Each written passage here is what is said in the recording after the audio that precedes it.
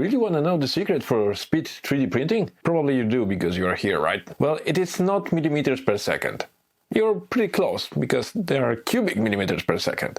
So how much filament it can go through your printer? In the end, it doesn't matter how fast your printer is actually printing, but how fast it can finish the print, right? Right. By using filaments like high-speed PLA or PETG or whatever, we have something like this from the Filament, so I can recommend those two, for example. I spent 2 days on testing how fast we can go, and the results are pretty weird. Why they are weird? Because on one printer I achieved around 60 cubic millimeters per second, which is supposed to be impossible. I mean, it went through the extruder and the nozzle, but the printing was impossible because the printer didn't manage to print anything with that flow. I think I'm gonna put the clip here so we can see how it looks. The whole printing was super fast. Okay, let's go to the slicer and I will explain how to achieve the max speed of your printer. So, in general, if you compare 3D printer and the filament to sports car, you need to have a space to accelerate and deaccelerate to reach the top speed. The same thing is on a 3D printer. If you're gonna print small objects like a bench here, for example, you don't gonna actually meet the top speed. And many times in the slicers, when you're gonna slice the plate, then you can like preview what type of extrusion it's happening. And when you're gonna go to the speed, you're gonna see, for example, that the speed is pretty high, for example, 264 millimeters per second, but it's actually not. Many slicers doesn't have this feature that shows you actual speed.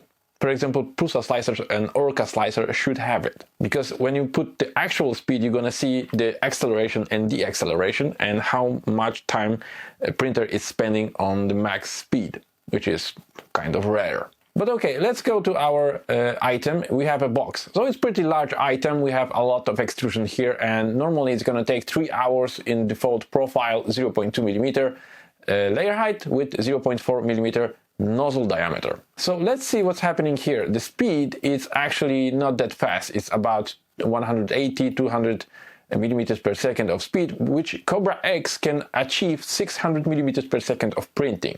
It is possible. But if you're gonna go to the flow, you're gonna see that the flow is limited to around 12 cubic millimeters per second.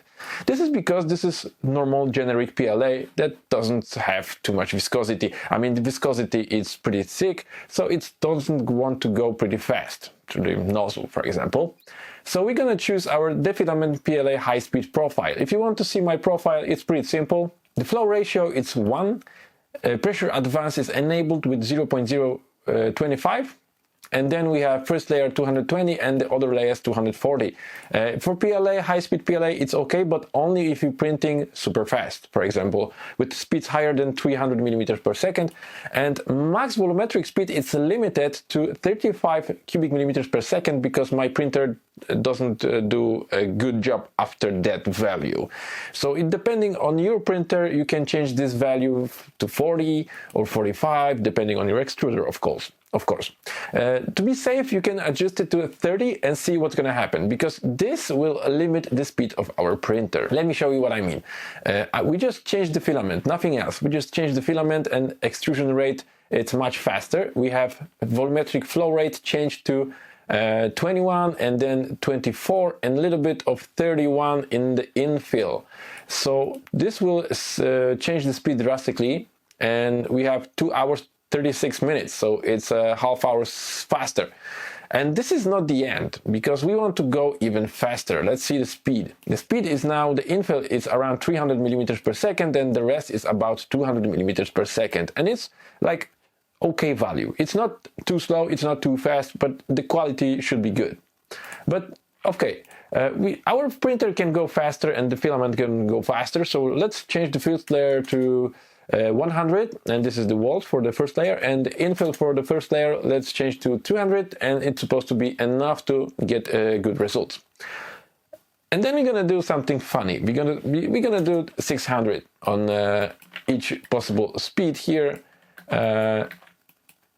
Maybe top surface we're gonna go like 450 just to see how it's gonna look. Okay, and then you're gonna slice it, and let's see what's gonna happen.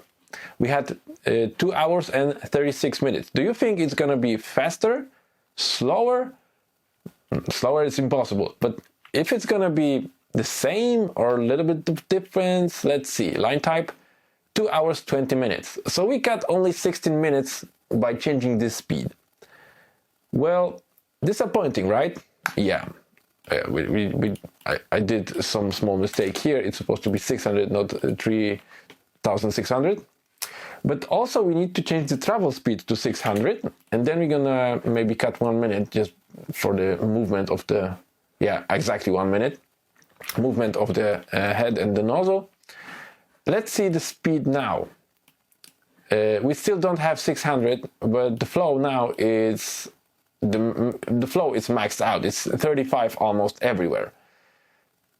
Okay, but this is the max we can do on this printer, right? We don't gonna go any faster because the extruder and the nozzle doesn't let us go faster. So this is 2 hours 19 minutes for 100 grams of filament.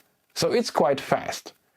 But if you really want to see, or you want to achieve the max speed of your printer, then you need to find a way to increase the flow. But increasing the flow, it's impossible, right?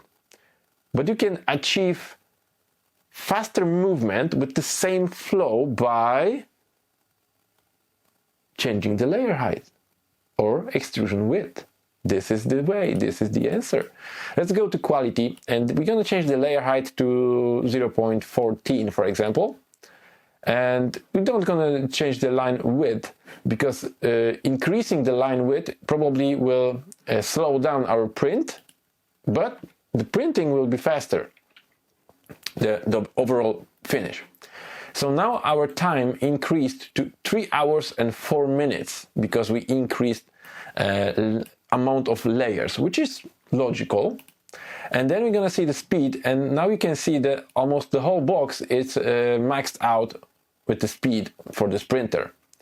So yes, this is the good idea to do, especially if your model is organic and it has a lot of irregulation, maybe this is not correct word, not flat walls, right?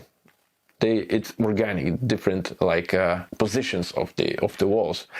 So the increasing layer, lowering layer height and increasing amount of layers will give you better results. It's gonna be cleaner, looking cleaner. So then you can really use your speed of the printer for your benefits. Because for example, if the Prusa MK4S is slow, right? It's gonna be maxed out at 300 millimeters per second. So it's gonna take twice as much probably to finish this print, right? So in this case, I will do some other tricks to use the max flow for it, because now we have 300 millimeters per second speed, and the flow now it's 16 cubic millimeters per second. But I know that MK4S can go even 40 cubic millimeters per second or even more. So what we can do is we can leave this layer height, but we're gonna increase the outer wall thickness, for example, to 0.8, and then we're gonna change the infill to 0.8, and maybe the first layer to 0.6, and maybe that's all. We don't gonna change anything else. But we're gonna reduce the wall to 1, because basically 2 walls with 0.4, it's 1 wall with 0.8. In this case, we're gonna remove unnecessary extrusions, and then we're gonna increase a flow rate a little bit, because of course there is a wider extrusion at the top speed. So we're gonna get, what the time now? 2 hours and 20 minutes. So it's even faster than 600 millimeters per second.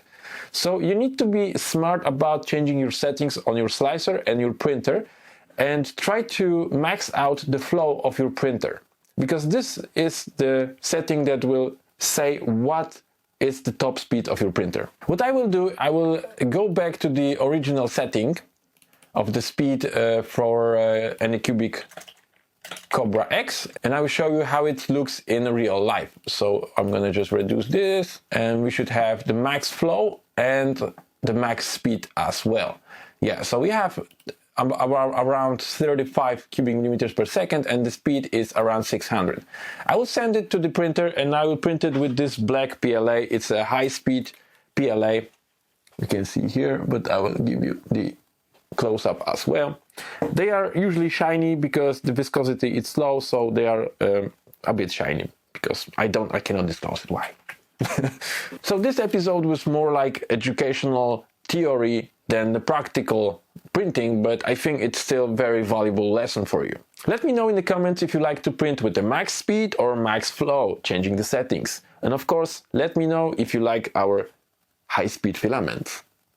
Remember to use our code SpectrumYT10 in our web shop to buy our filaments 10% off. Comment, like and subscribe. See you in the next one. Thank you very much for watching. So this is the first layer. So you remember we set the speed for the infill to 200 millimeters per second and the walls for 100. And after the first layer we're gonna get the max speed. Stay tuned. But the first layer looks okay to me right now.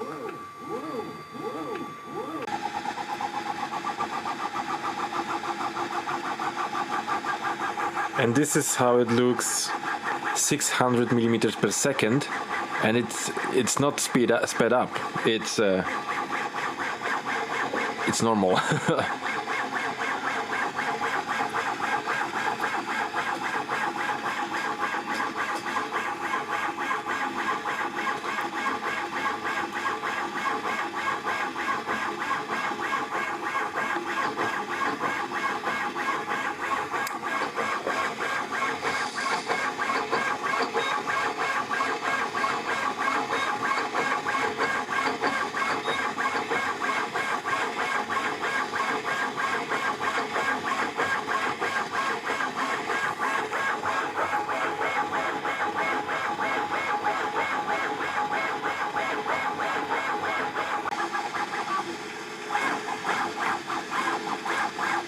And now the grid infill